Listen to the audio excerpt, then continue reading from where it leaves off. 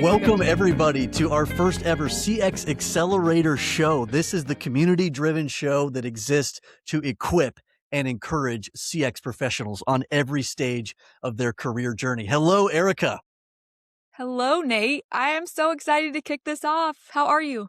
I'm great. We've been dreaming about this for some time, and today is the day, my friend, where we go live with this thing, and we are excited to give this gift to the community. We hope it will be a gift to you. We hope it will be encouraging for you. But either way, it's fun to see a dream come to life.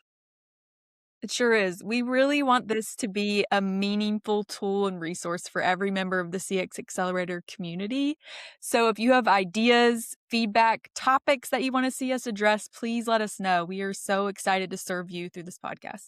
Absolutely. So we have something we're talking about today that's been coming up through our minds for quite some time, and something that we got to talk about through the recent HDI ICMI idea exchange as well. But before we jump right into that, Erica, you're my favorite co-host. We've collaborated for many years. Why do you love CX so much? Oh my gosh, where to begin? I think because I love people. I genuinely love connecting with people, hearing their stories, but even more importantly, giving them space to feel seen and heard and share their stories. And it's been a joy being part of the CX Accelerator community for so many years now, and to witness the amazing growth that's taken place there. CX work is hard, and so there's something so special and important about having the space to connect with other people who are in the trenches doing the work. And that's really what I love about CX Accelerator and why I'm so excited for this podcast. Yeah, amen. And you're so gifted at bringing folks together and helping them along on a meaningful path. And I'll never forget my ICMI, my first one, and meeting you and meeting Leslie, and how sweet that was, and just finding this group of people that were so like-minded, that were so activated towards creating these wonderful experiences for the people they really cared about, and just how life-giving that was. And so we're going to bring that to you every other week with this as well. But Erica, we've got a hot topic for today. Could you bring us into it? Yep. Allow me to step up on my soapbox for a little bit Please because do. I have been hearing so many people saying the same thing over the last few months, and it's been ramping up in the last few weeks in conversations I'm having with CX leaders, contact center leaders, where maybe they're not willing to shout it from the rooftops or even post it up on their LinkedIn status, but they're sliding into DMs. They're having these water cooler conversations, commiserating with their peers, and people are saying the three same things over and over and over again, some version of it. One is just, I am having a really hard time right now, right? Yeah. Another one is, it is just March, barely March, and I am so burned out Oh, wow. already. Yeah, true. Or I feel like somehow, here we are, beginning of March, and I've already done more work than I typically fit into the course of an entire year. We're all feeling it, right? There is so much pressure right now on CX leaders, especially, but let's be honest, everyone is feeling that pressure right now. Yeah. So many things. So we're navigating change on a daily, hourly, minute by minute basis, it feels like. And not just at work, but at home and in the world that we all live in general. AI is transforming things. We get that for sure. But I think that we could probably all agree here that the way we are experiencing AI in our day to day work doesn't always match up with the headlines that are coming up in the latest hype cycle. Thank you. And I think most of us feel like we're kind of building the plane as we fly it, which is Oh, wow. stressful. Not the best feeling. And okay, top it all off, our customers are feeling the same things that we're feeling right now at work, at What home. a great And point. that means that when they come to us for support, they are stressed out. They've got shorter fuses. They are not patient. Which is why, Nate, when we had this recent conversation on the idea exchange and you talked about building belonging and purpose and engagement at work, Yeah. I feel like you struck a chord. You, in my opinion, you ignited a rallying cry for CX leaders today, and people are still sliding into my DMs to talk about that. And I got so many requests that were just like, can we keep this conversation going? Which is why Good. I want to keep it going here today, because if we want to weather the storm that we are all in, we've got to start creating environments where people feel like they are seen, they are trusted, and that they are connected to the work that they are doing. And what I loved about the conversation that you led, Nate, is that as we started to talk about those times where maybe employees feel like they're disconnected in their journey at work, Yeah, it's not necessarily the big policies or the big announcements that are causing those disconnects, is it? It's those small moments, and we yeah. don't even notice it, Wow. right?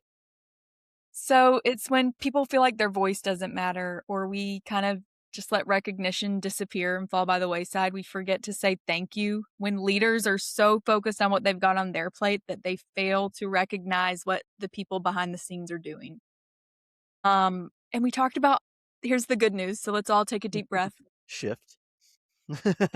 Just like the disconnect can happen so easily, we can rebuild and repair trust and connection so easily in the small moments too. You Yes. know, it might it might look like leaders just taking a beat and waiting to listen to their team before they jump in to offer a solution. Yeah. It's about taking time to recognize the effort people are putting in instead of just the results.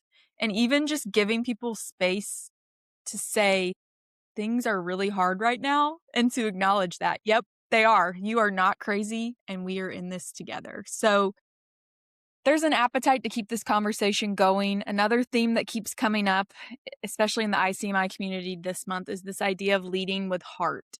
And Mm, that means just being honest and human and yes. acknowledging that things are tough. And that is why I'm excited to bring Rob Dwyer to the podcast today.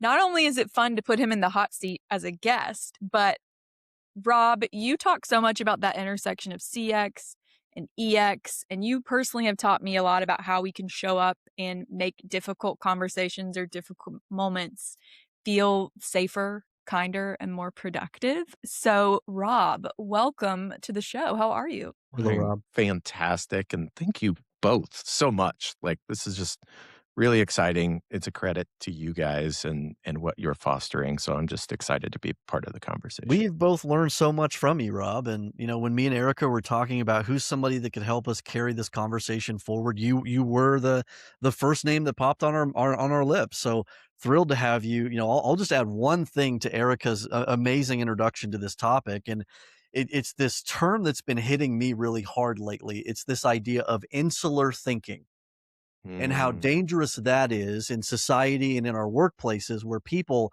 are sucking in into themselves, and yeah. they're very intentionally not collaborating, not getting to know their peers in the same way, not trying to find pathways to where we can do these unified outcomes, which what we know is what results in these great consistent customer experiences. So the more that people are sucking in and looking for safe places to hide, the more that it feels like these problems continue. People are exhausted, they're afraid, and they're not seeking the community that would help them to get out of that mode. What do we do, Rob? What are your thoughts on this topic?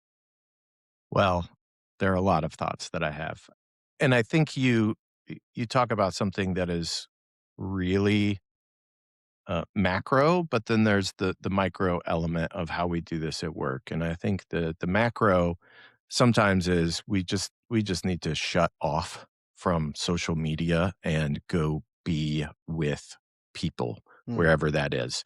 Uh, I recently got to go meet an old friend for dinner, and we just sat and had drinks and chatted.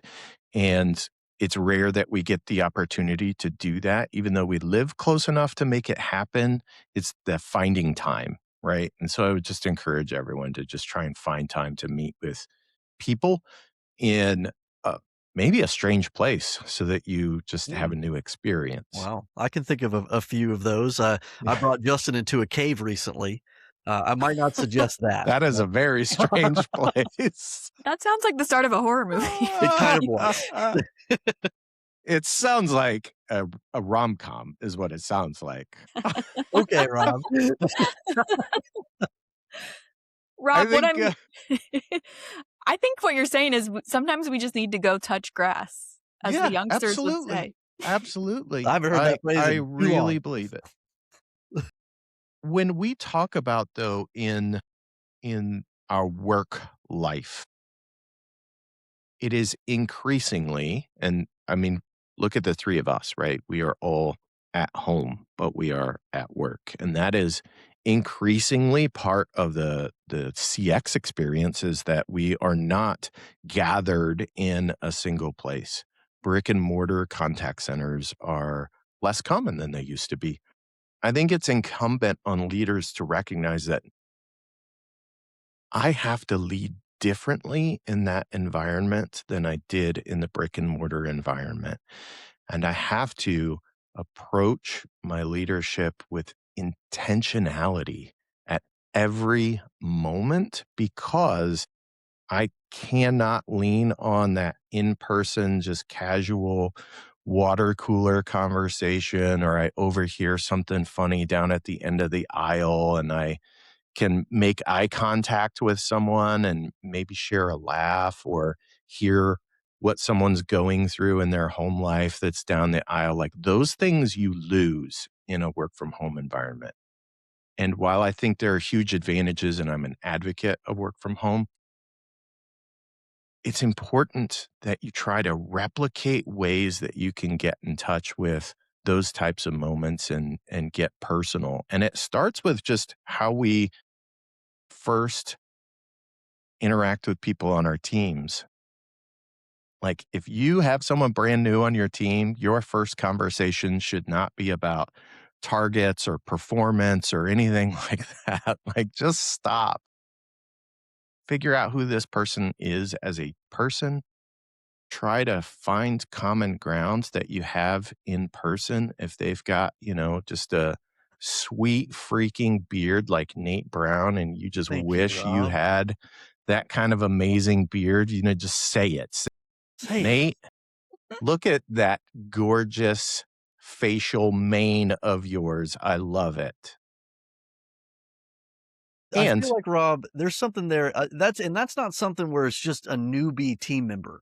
This is a correct. daily refreshment, Yeah. and I've been following leaders in the first 10 minutes of their day, and it says everything to me in terms of the way that their employees think and feel the rest of the day. Those first 10 minutes tell me everything about how that leader views them, about how they view the context of work.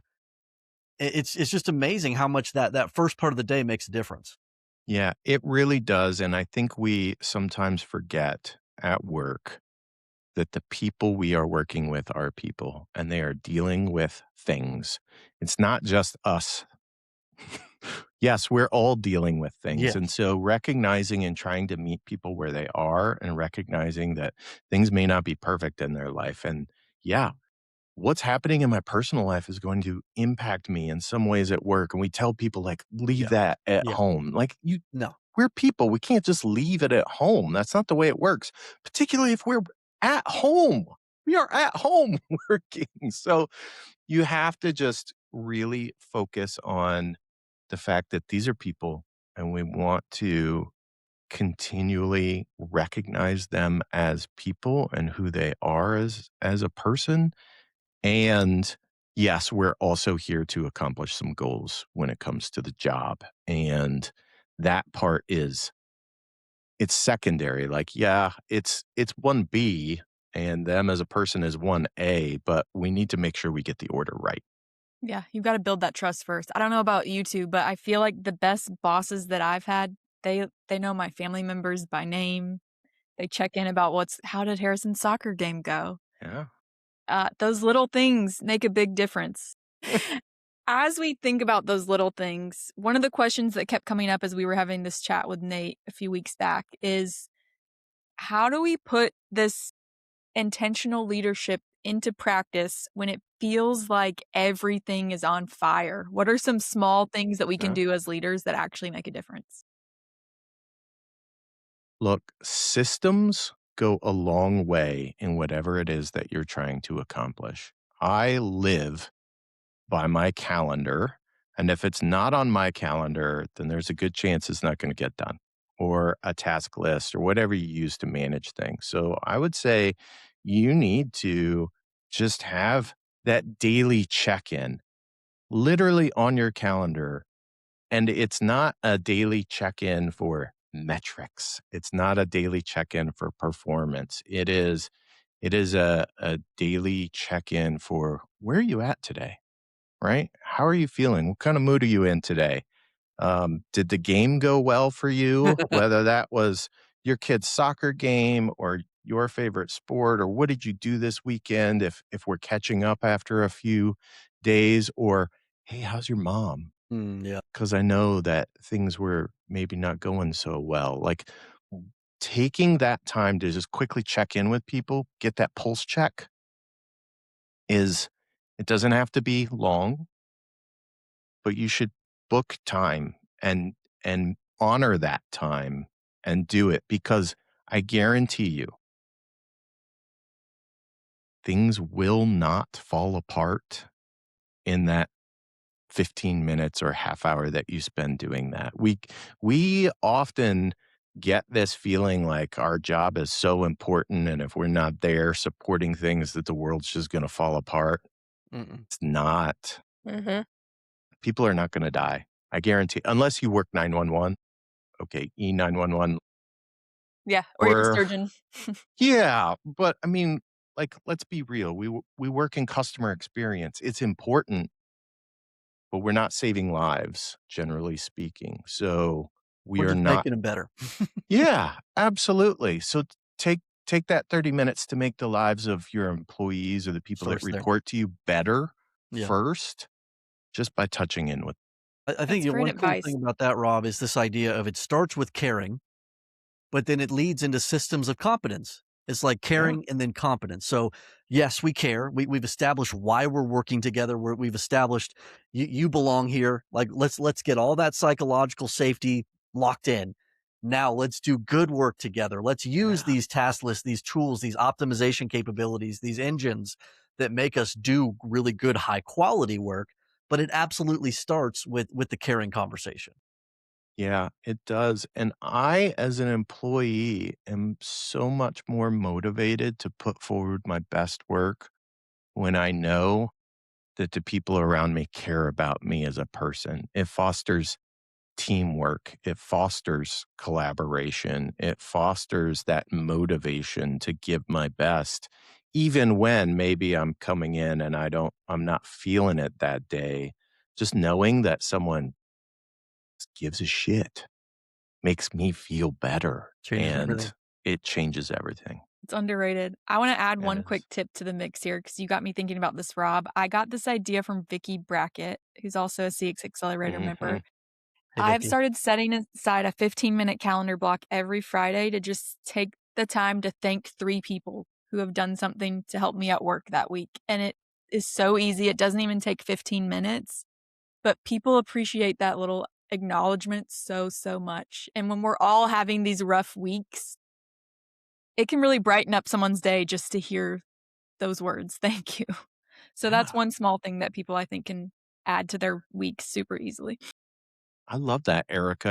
We have in my work, we use Slack to communicate internally, and we have a shout outs channel. And that channel is just where we celebrate good things that people have done. And they can be huge monumental things, and they can be maybe just, hey, somebody did a good job in their meeting today, talking with a client, and Love that. this is what they had to say about that person. Like those types of things are, um, they're underrated. They're criminally underrated. Do that. Recognize your people. I've seen so many of those shout out channels in different communication platforms, and they're the quietest channels in the world. And shout out to Home Life Academy. Yeah, I got ingrained in some of their internal tools this last 2 weeks. It is by far the busiest and most dynamic and coolest channel in all of their internal communications. And you wouldn't believe the serotonin that generates. It makes a huge difference. Awesome. It's I awesome. love that. Well, Rob, before we let you go, I'm just so curious. You have given me so much great advice. If you could give CX leaders who are listening one piece of advice about leading their teams through the next few years, because there's a lot of change still coming, what would it Question. be?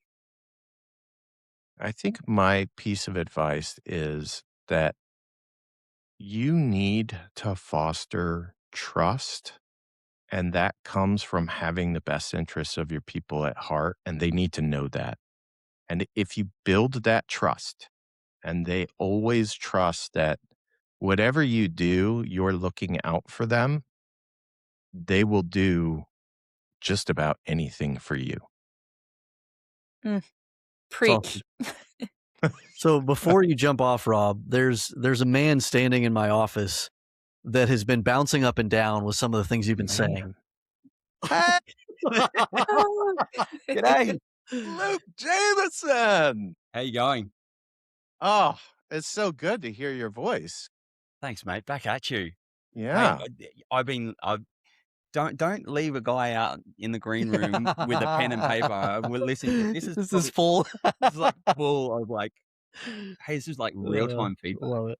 It's this is like every CX person's dream, right? Real time Mm, feedback. Awesome conversation, team. Really awesome conversation. One of the things that you were just talking about around this idea of appreciation and recognizing. I think there's really two things that came to me. One is make sure it's appreciation, and I think that that's really important because appreciation is something you've felt and then you're giving back. mm, Not just Mhm. recognition. Like this idea of Mm. recognition is very externally facing. It's like we've got to, and often the loud people are the ones that get that, right? Whereas appreciation is something you've received as a gift mm, and you're giving that back to someone. I think that that's really important when we think about that time to say thank you. Um, and this idea of bringing, like, we've heard this term, like, bring your whole self to work. Like, we want people to bring their whole self to work. And I'm not sure I agree. I I Oh, give definitely it do to not us. agree. you work with some weird people. Here's here's the thing. You're right. Everyone is dealing with their own thing. But I think one of the things that help us as individuals and leaders is the ability to compartmentalize some of this stuff. And often we think about like that as a bad thing. I don't necessarily think it is. We should be able to compartmentalize what's going on and be able to focus on the work. But as leaders, we should be able to help just open that door every now and then, open a door of a compartment and just check in and make sure that that's okay. Mm. And that's the moment where you build the trust, you're building a relationship, but you can close that door again and get back to work because ultimately that's what, and I think leaders struggle with that. They feel like once they've brought the Mm. whole person to work and they've opened that door, Wow. then hey, we're family now. And you can't fire your dad, right? So that makes it really hard. So I Yeah. think leaders need to give themselves a break and be able to know when to compartmentalize that stuff and open and close that door as necessary and be able to talk on those tracks that are, whether it's work or whether it's personal. I love how you say that, and it reminds me immediately of a Denise Leon piece where she talked about quit calling your workplace a family. That's not how you treat people here. That's Please. not. Yeah. It's not. Agreed. It's Agreed. a high performing sports team. Like you're Yeah. unified. You want to win together. You're holding each other accountable in powerful, wonderful ways. You got these really remarkable relationships that could last a lifetime, but it is not your family. The last thing Mm-mm. It you sure is want to not. It's all learn, about clear boundaries, Luke. I think you're onto something. It clear reminds me of one of boundaries. my favorite quotes is clear is kind. People can perform so much better at work when there are clear boundaries in place, but also when, to your point, there are times when you kind of open the door and let that boundary loose a little bit, and you're just in tune with the fact that people maybe aren't having their best day. That's okay. I think we can be human and show up as their authentic selves without having to buy into the woo woo, oh, we're all a family. Like, no, that doesn't work. Well said. Yeah, absolutely. I think the other thing that you were talking about, which I thought was cool, was like the psychological safety aspect of that, and that being able to open that door and talk about that requires that. And psychological safety, I think, is really important to your point around uh, this insular thinking. Mm, If you insular thinking organizations and teams don't have psychological safety because there is no friction there.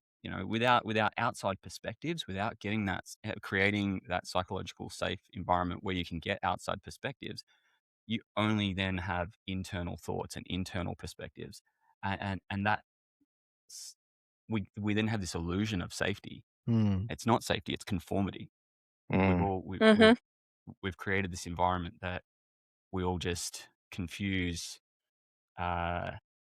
agreement for alignment, Ooh, and I think that's really Mhm. cool. I thought that was really cool what you guys were talking about there. that's a good quote right there. Yeah, that makes a Yeah. lot of That's a sense. good call because I definitely don't think conformity is gonna cut it any longer.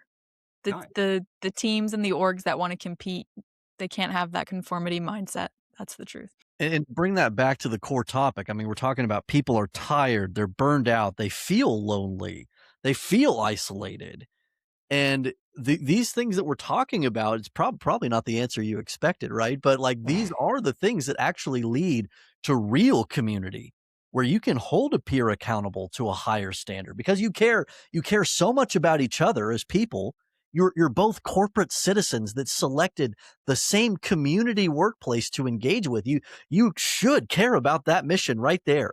And that unifies you together enough to where there should be a lot of mutual respect for one another. Then build on that to where it's like, not only are we in this community together around this mission, but like we can do even better. We can elevate the experiences that we're creating. We can do more. We're capable of more when we're together. And I just keep thinking back to that resource, collective genius. And there's tension there. It doesn't feel safe. hmm It feels like, oh my gosh, like I could have somebody come up to me today and call me out on something that I could do better. That's glorious. I think what you say there is so true, right? To be fearless, to have fearless teams, you need fear, Yeah, and the right kind. fear is friction. Yes. And if we sit there having that insular thinking removes friction. Mm, And if we keep removing friction, then we don't grow, and we just get that, we're not talking, it becomes silence. And in that silence, we assume that no noise means that things are good. yeah, But the reality is, if nobody from the outside can get in and talk, then there is no objection. amazing, amazing. Mhm. Well, Luke, you can hop back into your secret Australian to the United States portal that Thanks for popping in, mate. we have a scientific Hooroo! innovation that we're not telling anybody about.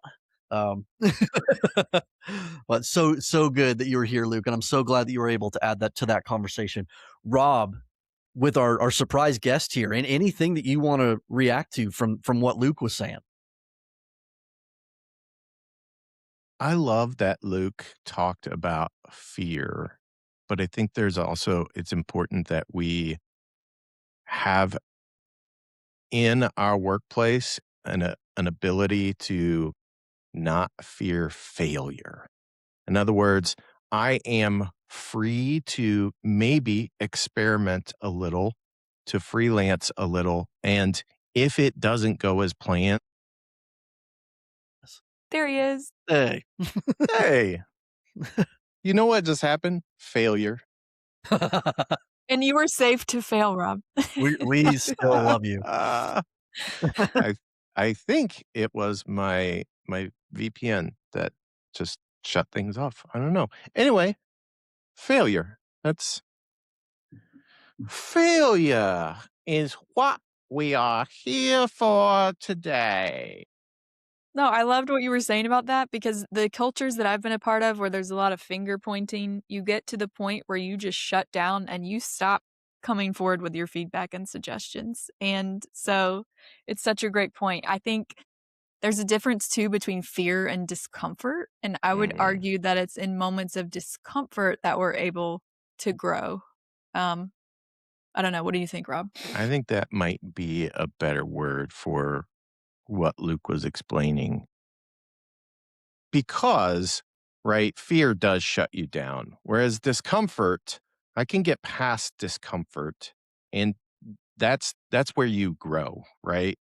I feel uncomfortable using this new tool, or I feel uncomfortable with this new process, or I feel uncomfortable driving into a place where I've never driven before, particularly if it's a little bit darker. And that's why I turn down the radio when I'm trying to find the place that I'm looking for so that I can focus. Typical man. Yeah. You do that too, Rob? I knew I liked you. Yeah. That's It's hilarious. actually this is a mechanism that our brain uses to drive focus because a lot of the places that we drive, if you drive and in the Midwest, we drive everywhere, your brain goes on autopilot. It is very comfortable and it can like really you might be thinking about a million things and all of a sudden you're at your destination. You're like, I don't even remember how I got here.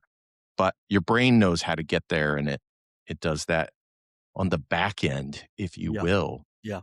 But if we're uncomfortable, the brain's like, "Hey, I need to focus. I need to pay attention." And that's good. You're actually rewiring your brain.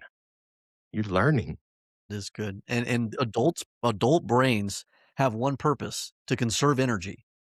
We get so lazy with the way we think, and if you look at the just novas of possibility in the brain of a child, it's just connectivity happening everywhere in new and exciting ways. Then you look at the neurons of an adult brain, and it's highway supernovas of just lazy pathways that we walk every day, and that's Yeah. called inertia, and it's one of the most dangerous things in the world. It is, and I think that's something that's so important for leaders to be aware of, because sometimes the kindest thing you can do as a leader is just give that little nudge to push people slightly outside of their comfort zone. Ooh, and people It are gonna might hate it. feel really uncomfortable in the moment, but that's what people need to grow.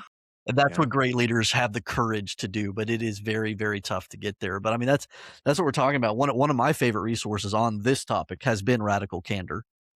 This has helped me tremendously to develop. I mean, it's what you said, Rob. Start with the C of care, and you earn the right to then challenge and to introduce competence. But Yeah. you are together unified under the banner of care first.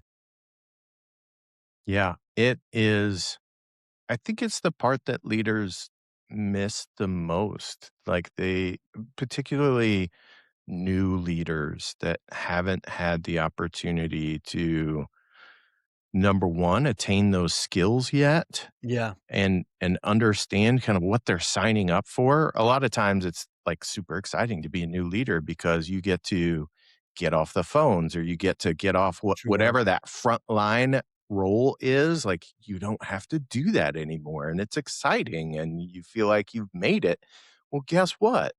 It's harder. It is so much harder because now you are responsible for not just the performance of these people, but you're responsible for how they experience your organization. Like you become like what they are for customers, you're that for the company now. That's how they experience the company is through you. The role of Mm. the CX leader. Mhm. There's an individual who came back through the Narnia portal that really needs to say something. Welcoming back on stage. I didn't think I was going to get a shot at this, but I love what you guys are talking about. So this idea about again insular thinking, and when you're stuck in that insular space, it kills your imagination. And if you only rely on the past successes that you know, then the future only resembles the past.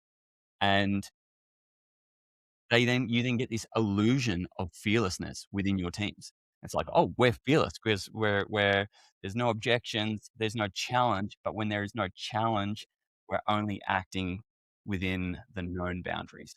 Mm. And so challenge gets us out of those known boundaries.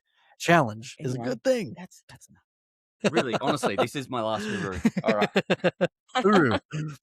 Well, this has been such an edifying conversation. I hope that folks have gotten something out of this. I mean, just in terms of being challenged to create the type of community that we need to break the rut that is very real for most people, most organizations right now. We are not saying it's going to be easy. We are saying that it's possible. Erica, any closing thoughts? I think you closed it out perfectly, Nate. You won't find any toxic positivity around here, but you will find real talk and real support. And the stories that matter from the real people doing the work. So I just want to say thank you to Rob and Luke both for sharing their insights today. This was such a great conversation, and I can't wait to keep more conversations like this going. Yep, appreciate you two very much. And until next time, experiences matter, and so do the people who create them. We'll see you on episode 2. Thanks, everybody.